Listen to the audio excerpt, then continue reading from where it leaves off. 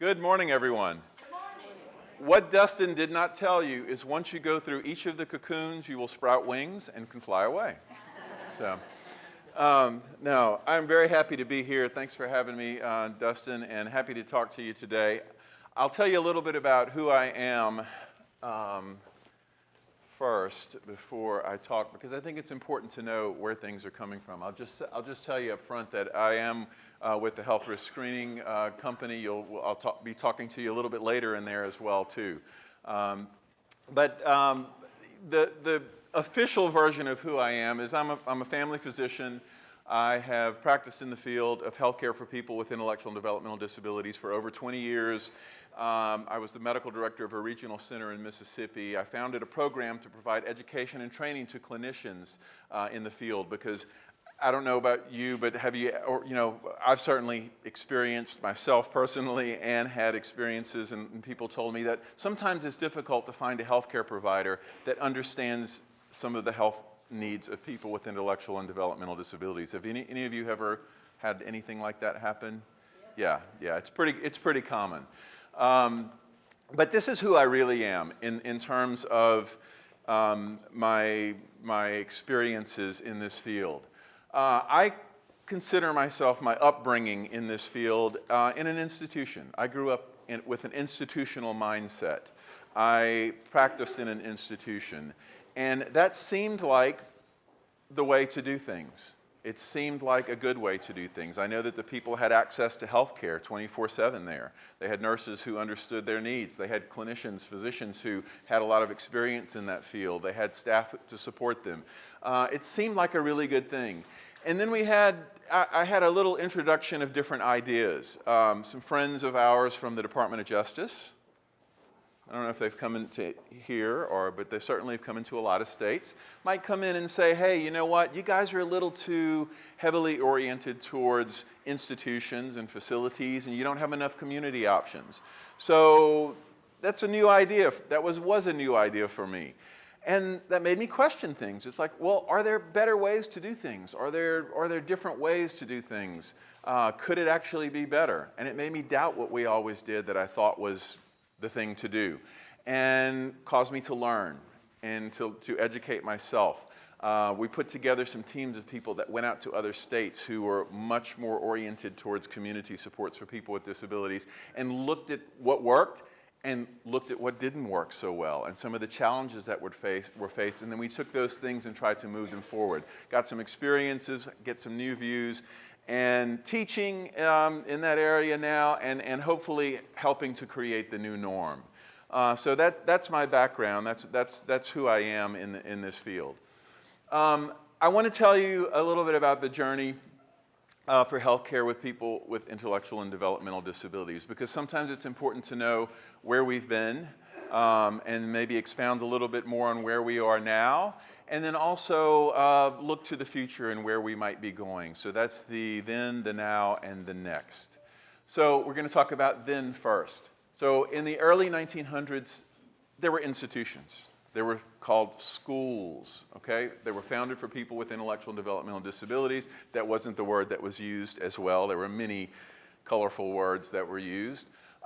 They were supposedly committed to education, but they really evolved into this custodial model where people were just housed there. A lot of people have heard the term the medical model, and seeing it as a place for medical care. But it's interesting that they really experienced kind of greater health disparities in those types of settings under this medical model back then. In the 50s and 60s, there was this disease orientation of disabilities, where it's a disease, it needs to be fixed, they need medical care. People are sick. If they have a disability, they're sick. They have an illness, and they need to be fixed, so they should be in an institution.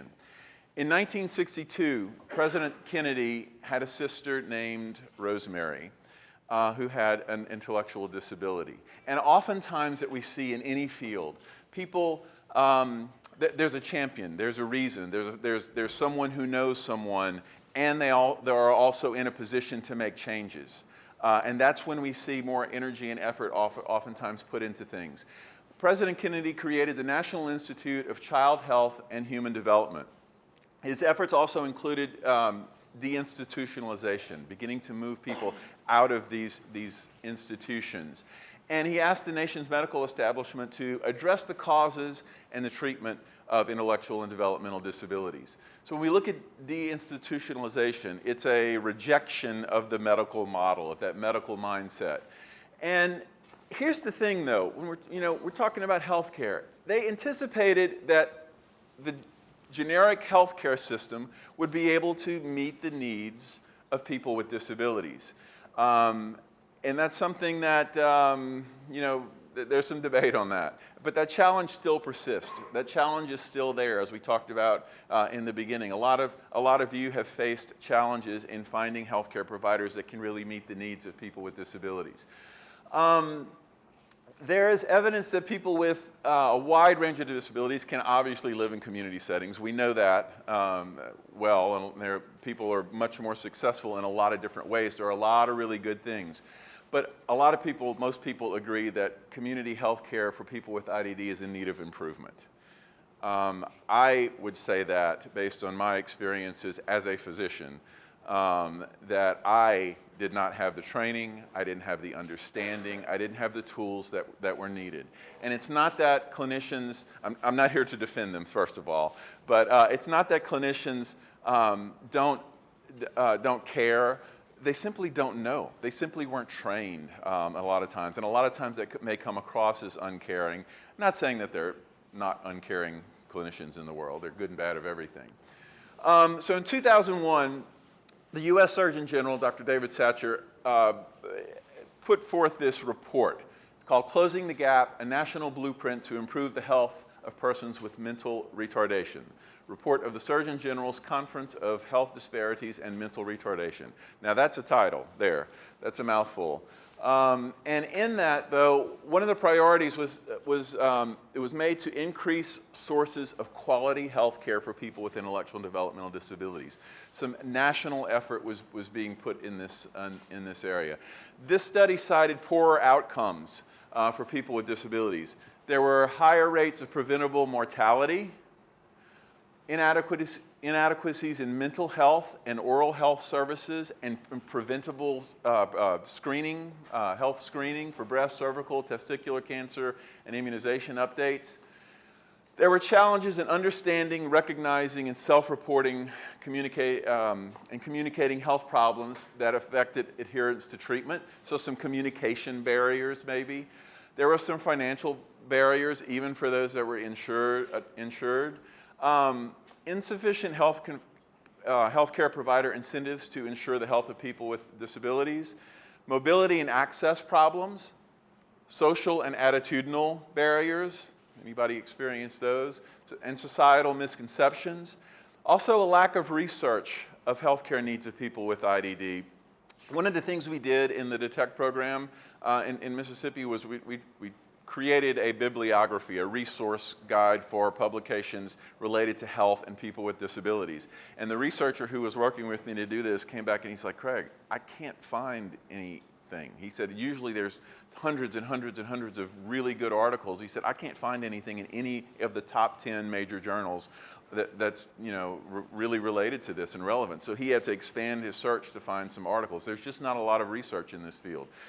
And the other thing is lack of formal training of healthcare providers, particularly around the healthcare needs of people with disabilities, which results in people who aren't experienced, healthcare providers who just simply don't have the experience. In 2006, the AAIDD had a statement that said there is more disparity of health between persons with IDD and the general population. UN Convention of Rights of Persons with Disabilities. People with IDD have the right to the enjoyment of the highest attainable standard of health without discrimination on the basis of disability. This UN Convention of Rights of Persons with Disabilities also had some statements that said people with disabilities have the right to the same range, quality, and standard of free or affordable health care as provided to other people. Health services that are specific to their disabilities, including early intervention and identification and intervention as appropriate.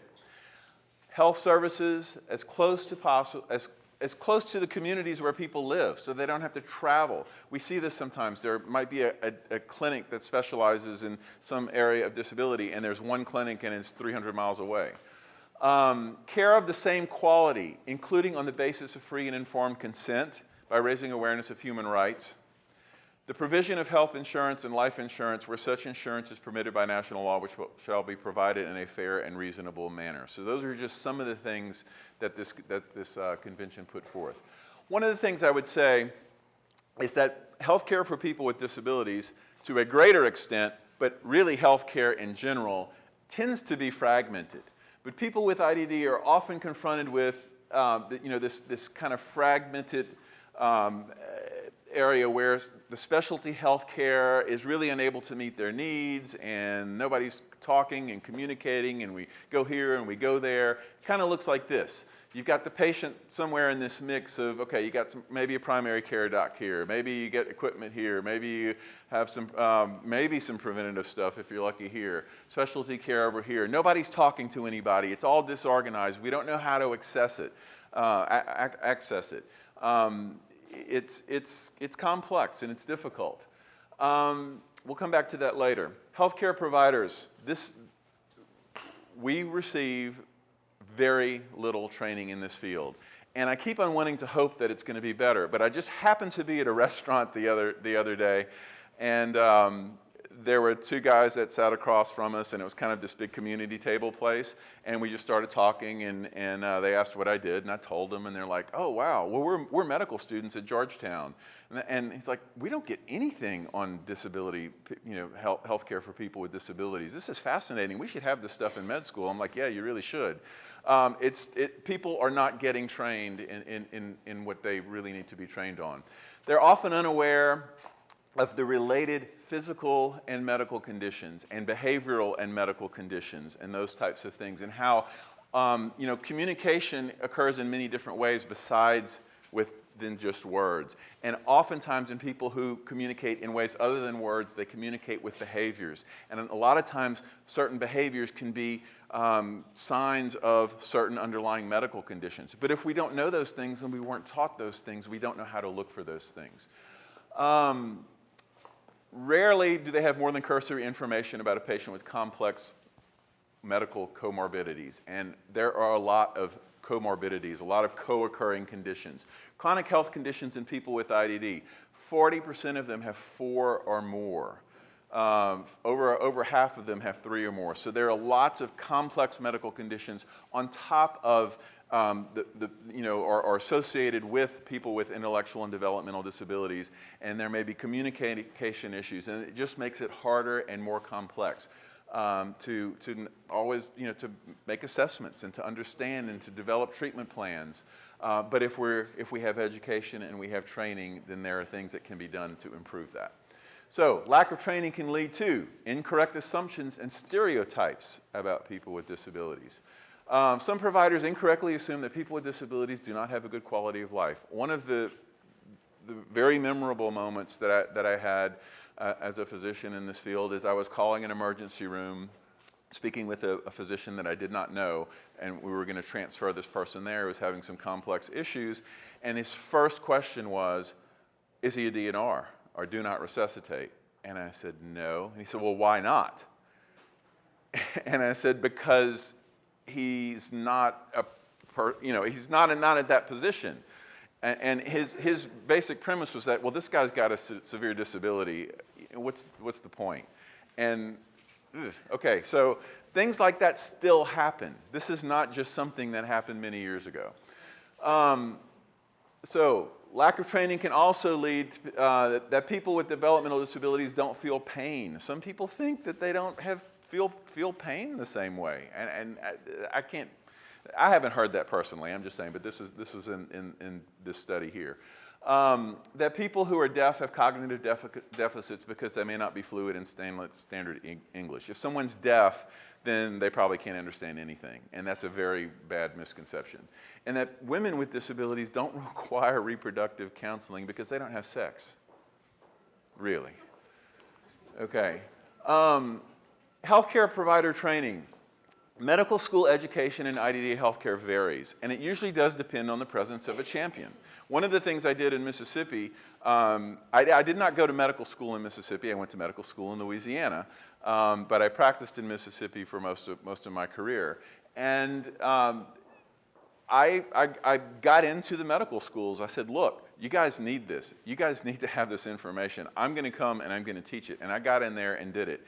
And those are the types of things that needs to happen. And I'm giving you a little spoiler.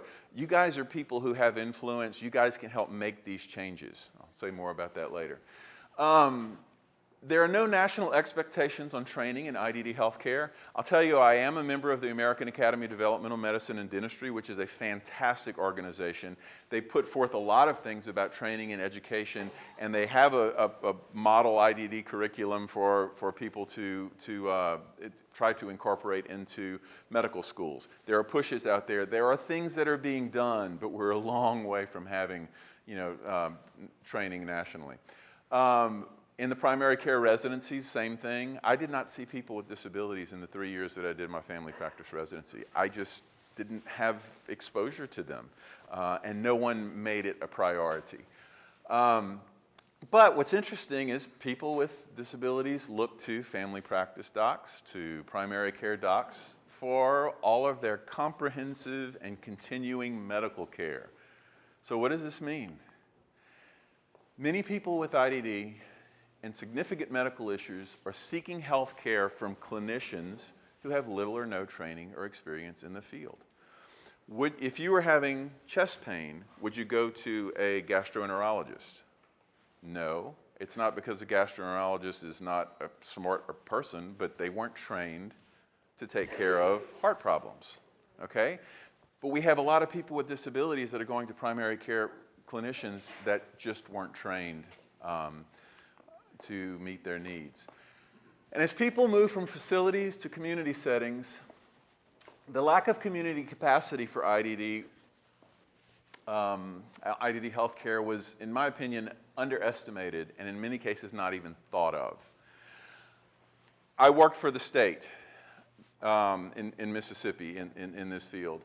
And this is not just a Mississippi because we've looked at this in a lot of states, but we look at moving people and transitioning people from residential settings, from facility-type settings into community settings. And we look at, okay, we need to make sure there's transportation. We need to make sure there's good housing. We need to make sure there's opportunities for this and that and interaction and social stuff and all this kind of stuff.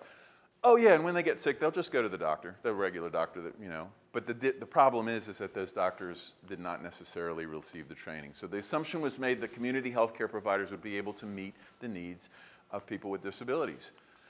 And then what we've seen in some places after poorer health outcomes of people who left facilities were identified, then greater efforts started to be made to try to increase the access to better health care for people with disabilities. So is this a failure of administrators to understand the healthcare community deficiencies for people with IDD? Maybe a little bit. But I think the greater failure really lies in the lack of education of clinicians. We need to be educating physicians, nurses, nurse practitioners, physical therapists, occupational therapists, dietitians, anyone who works in the healthcare field for people with disabilities on this group of people, on their specific issues, the different ways that they present. When we look at the prevalence of IDD, you'll see a lot of different numbers. Just looking here, and this is 2011, it's obviously changed since then. But you look at the incidence and the overall population, you get about 4.5 million people in the United States. Some of the recent estimates show that 1 in 6, or about 15% of children aged 3 through 17, have some sort of developmental disability, and that's from the CDC. So if you take that number, you've got 4.5 million people in the United States that are looking for health care from clinicians that aren't trained to meet their needs. That's unacceptable. So let's see what's happening now. So that's then kind of, and kind of transitions into now. So let's look at some of the things that are being done, some of the things that we're seeing out there. So one of the things we see are specialty clinics, all right? Do you guys have specialty clinics here that maybe, yeah, I see some yeses and mostly yeses and a couple of nos. May not be aware of them, which is another issue. Give you a couple of examples. New York City, Premier Healthcare Program. They specialize in all of these services that are geared towards people with disabilities. So this is a clinic system that has been set up in New York City that is geared towards disabilities. New Jersey has the Developmental Disabilities Health Alliance. They also focus on developmental disabilities health. They provide a wide range of health care, habilitative services, so on and so forth. And the thing is to integrate primary care and mental health and specialty medical care. And integrated care is really, really important. So there's another example of it there. Peak Vista Health Center in Colorado Springs. They have a developmental disability specialty clinic. And there are a lot of these. These are just a few examples that were easy for me to find, actually. So that's there as well, too. The other one is the Lee Specialty Clinic in Louisville, Kentucky. I don't know if you've heard of that one or not. A friend of mine, Matt Holder, is the director of this clinic, and they provide comprehensive, interrelated developmental services for people with developmental disabilities, from dental to behavioral health services to medical services to physical therapy and occupational therapy, and they do a great job of it. One of the things about these clinics, though, is how do you get to them? You know, you've got to find them, you've got to know about them, and you've got to get to them, and they're not really accessible for everyone. So if we look at some community-oriented type programs, these are some other things that are out there now. This program, TASC, which stands for the Transdisciplinary Evaluation and Support Clinic. This is out of New Mexico. This is a program that is designed to, number one, see people with disabilities, okay, for consultations in the medical center there. And they also will go out into the community and see people. They'll bring physicians or even a physician team, a psychiatrist, a medical doctor, and other clinicians sometimes to see people out in community settings in New Mexico, especially in the more rural parts of Mexico. So that's a little bit more of a community outreach type thing. I modeled the DETECT program, the Developmental Evaluation Training and Educational Consultative Team of Mississippi, after the TASC team. I spent some time with them, learned what they did, and like any good thing, we take what looks good and use it. So we do education, or I am not with the state of Mississippi anymore, but the program is still there. They do continuing education programs. They have a website that has lots and lots of resources and articles. There's a consultative team, like the TASC team, that can go out into Mississippi and see people if needed. We have telemedicine services as well, too. And we also do resident and student rotations, where residents and students from the medical centers come to us and spend a little bit of time with us there. And then we provide support by being able to provide consultations, kind of the specialty consultation clinic, but not routine day-to-day care. We want to grow the community in Mississippi to be better able, so we support the community in their efforts by providing consultations.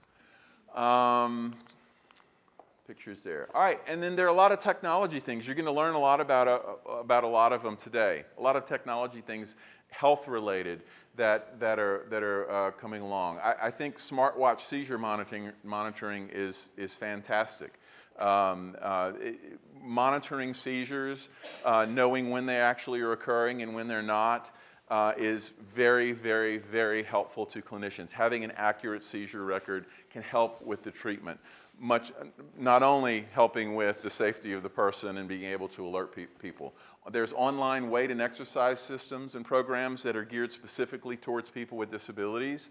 There's all kinds of remote medical monitoring options out there. The health risk screening tool is something that's used to identify health risks in people with disabilities that often get missed. You'll hear more about that from me later. Telemedicine options, IDD-specific telemedicine options. These guys are here, Station MD, which I can't say I recently found out about them, and I think it's fantastic because what we need is access to health care where people the clinicians have an understanding of some of the differences and the needs and have had some sort of education, experience, and training in that field. And telemedicine can go a long way to providing greater access to people. So next, where do we go next? Well, there's a lot of stuff on that slide. I'll hit some of the highlights. So this is a joint position statement.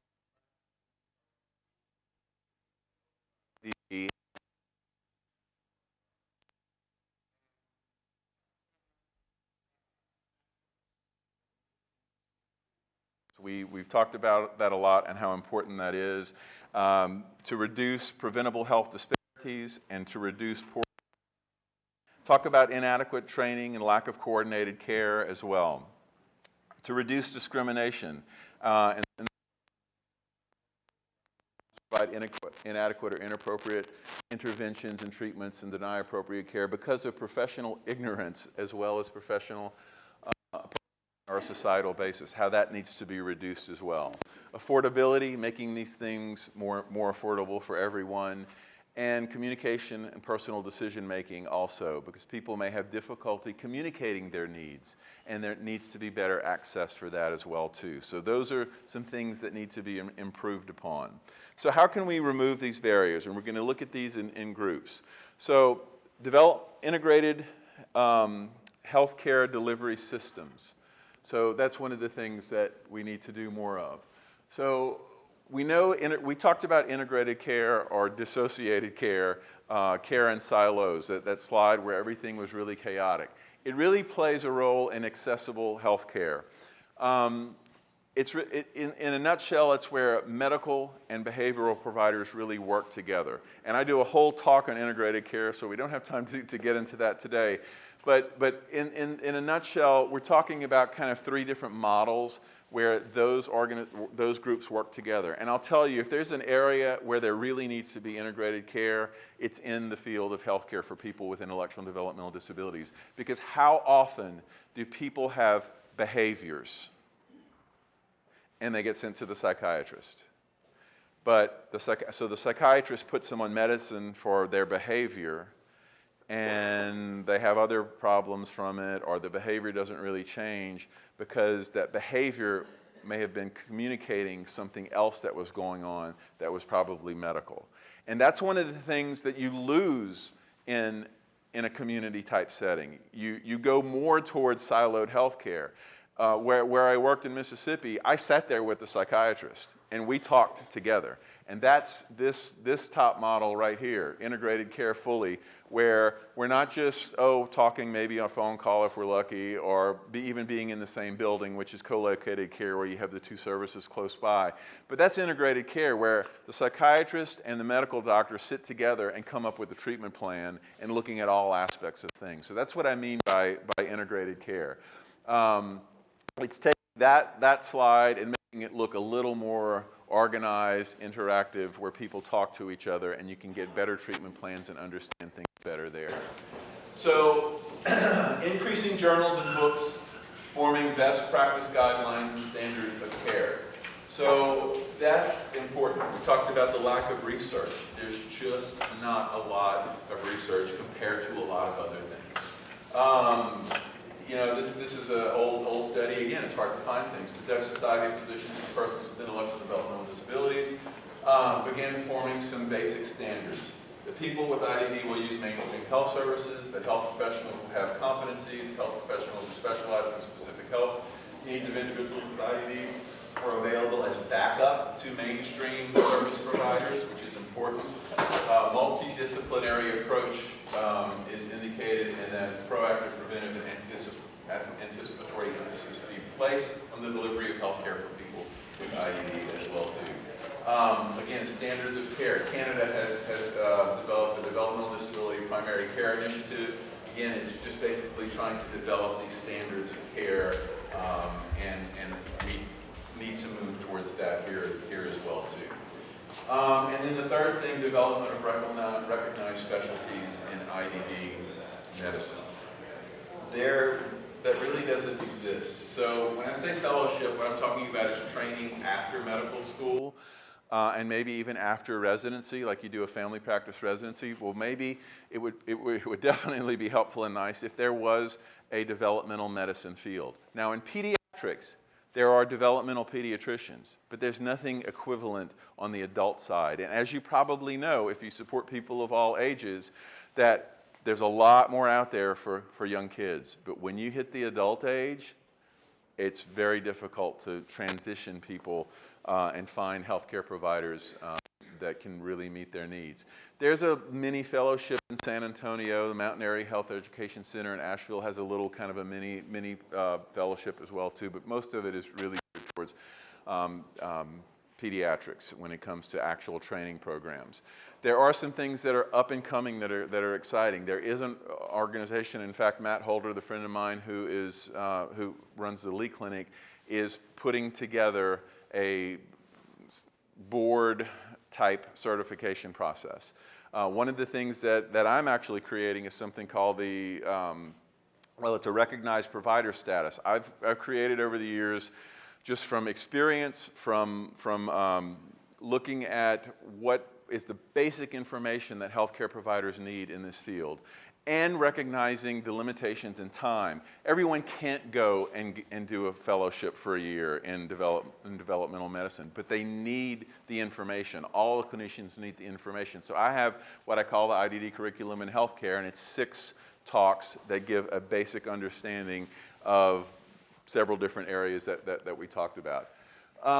Some more of the next steps. Again, a lot of things on this slide, but standards of care for people with IDD and their families need to be expanded and codified. There needs to be a standard of care that is set. Training and education for healthcare providers needs to be expanded globally. Board certification should be created. I think we're moving towards that very soon. Just better models, healthcare delivery systems, building on existing models, and improving those models. Health promotion, wellness, disease prevention strategies. You know, we hear a lot of talk about people aging with disabilities. That's kind of the thing that a lot of conferences are using as their themes now. One of the reasons is because actually the life expectancy is actually improving for people with disabilities because there are some improvements, okay? It's not all doom and gloom. There have been some improvements, and people are doing better, and they're living longer, but now they're being faced with some of the things that we all face when we get older. More arthritis type problems, more dementia type problems, and just the normal things that we see with aging, and people are not screened for a lot of these things because frankly, they weren't expected to live to that point where a lot of those things would be an issue. So we need to educate in that area too, that there needs to be more screening for preventative problems. And that research needs to be improved as well, and again, increase the use of technology to support better health and greater independence.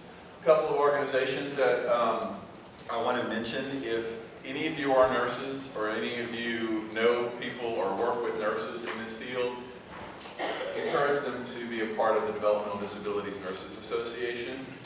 That's out there. It's something I didn't even know about until a few years ago. But it's out there and it's really helpful and supportive. And the other one is, if you know physicians or dentists, the American Academy of Developmental Medicine and Dentistry, 2 other great organizations to refer people to, lots of good resources and lots of information there. And we also need more people who are interested and willing and capable to promote this agenda, to promote better education to clinicians, to go to medical schools and dental schools and occupational therapy schools and tell them that they need to educate their clinicians, that it's important and it's valuable and should be part of their programs. So I have talked. I'm at the end of a little cold now, so forgive me if I am a little bit hoarse, but I am very open to any questions that you may have.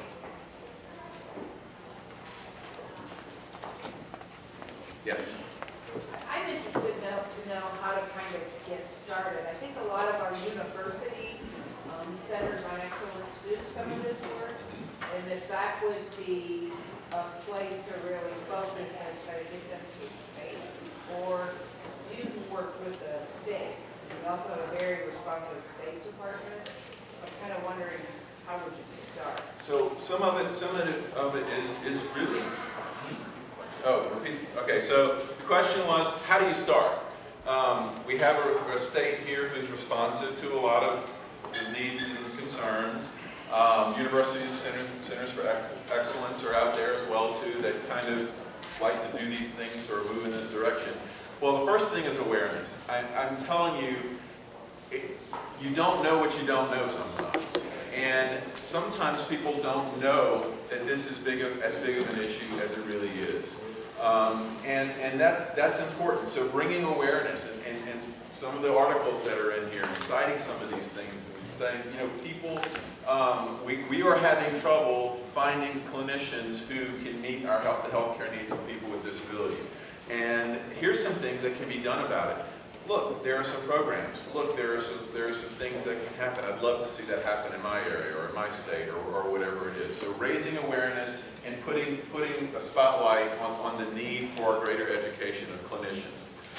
That would be the first thing that I would look at.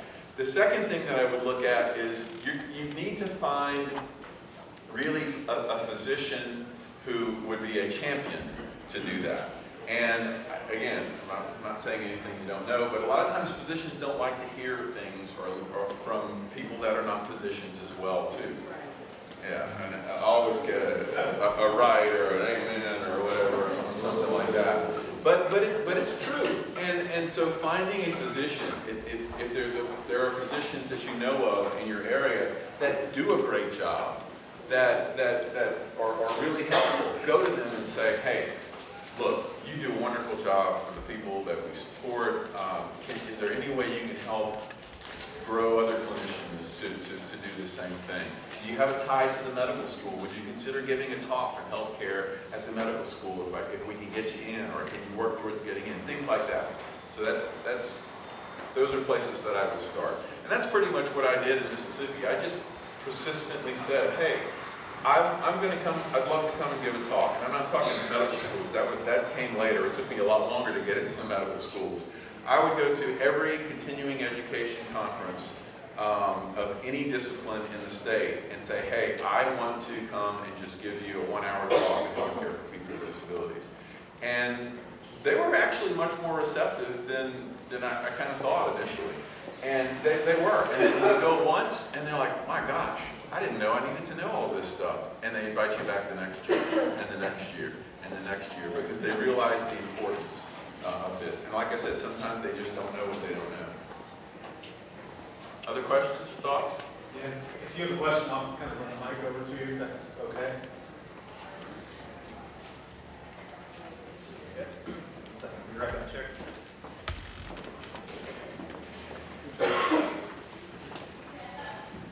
Has there been a development of any kind of database with doctors with specialized working conditions?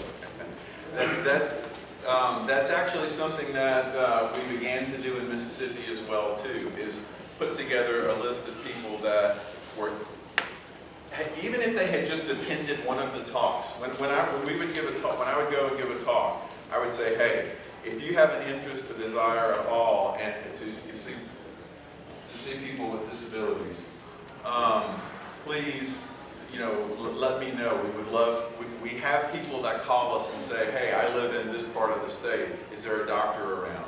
So that I think is a great function of some of the organizations that you work with, is begin to put together those lists. And I would bet that a number of you have a few physicians that do a great job. Well, share that list with other people and begin to put together that list. Talk to your state agency, say, look, this is one of the problems. We can't find clinicians. Can you put together a list of clinicians throughout the state that have training? And that's, again, something else that we want to do as our company is people who go through the training program, that we have a list of people who went through the training program, so we at least can say, hey, these guys have had some training in this field and can help better meet the needs of the healthcare needs of people with disabilities. Yes. Question back here. Yes. Would you have some pamphlets or brochures or anything that I could take back to Cincinnati to show the hospitals there? Because they need a lot of help with working with people with disabilities. Yes, I do, and I'll be happy to give it to you when you come around. And That'd you be can- awesome. Sure, Thank you. sure. Might have time for one more. Make sure we kind of come together. Any other questions? Okay. Explain to me what clinician means. All right, question is, what is a clinician? A clinician is a person who provides some sort of health-related services for a person. So a clinician could be a doctor, could be a dentist, it could be a nurse, a physical therapist, an occupational So it's a therapist. list. So it's a list. And then prescribing clinicians are clinicians who can prescribe treatments and therapies. That would be like mainly a physician or a nurse practitioner or a physician assistant. They have prescribing abilities. Okay, thank you. Yes, you're welcome. All right. Any other real quick questions?